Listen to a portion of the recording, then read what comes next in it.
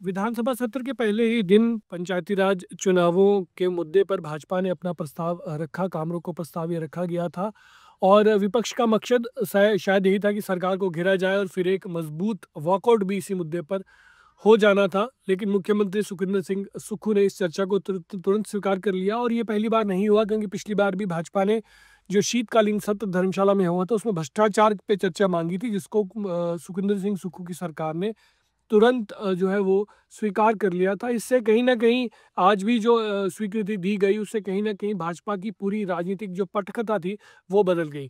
चर्चा को स्वीकार करते हुए मुख्यमंत्री ने ये भी साफ कर दिया कि सरकार किसी भी प्रकार की चर्चा से भाग नहीं रही है, हर मुद्दे का जवाब देगी।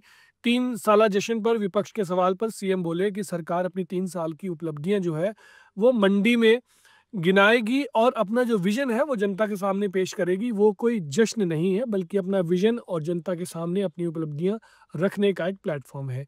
मुख्यमंत्री के इन बयानों ने विपक्ष की रणनीति को सीधे तौर पर चुनौती भी दी। बीजेपी जिस मुद्दे पर सरकार को कटघरे में खड़ा करना चाहती थी, कहीं न कहीं सीएम ने उसी मुद्दे को अपने पक्ष में मोड़ दिया, जिसके बाद ये सवाल उठने लगा कि क्या विपक्ष का वॉकआउट प्लान क्या यहीं कमज़ोर पड़ गया? क्योंकि एक बड़े मीडिया पोर्टल पर बाकायदा विपक्ष के वॉकआउट की ब्रेकिंग के न्यूज़ की चर्चा जो है वो भी सदन के अंदर हुई, लेकिन ये तथ्यात्मक नहीं है कि वो जो पोस्ट की गई थी वॉकआउट की वो वाक़ई में ही जो थी वो उसी पोर्टल की पोस्ट थी, क्योंकि उस पे जो तथ्य हैं वो अभी सामने नहीं आए हैं। लेकिन विधानसभा में विपक्ष कहीं न कहीं सत्ता पक्ष के विधायकों के इस रणनीति से जो है वो कहीं न कहीं उनकी जो राजनीतिक रणनीति थी वो थम गई।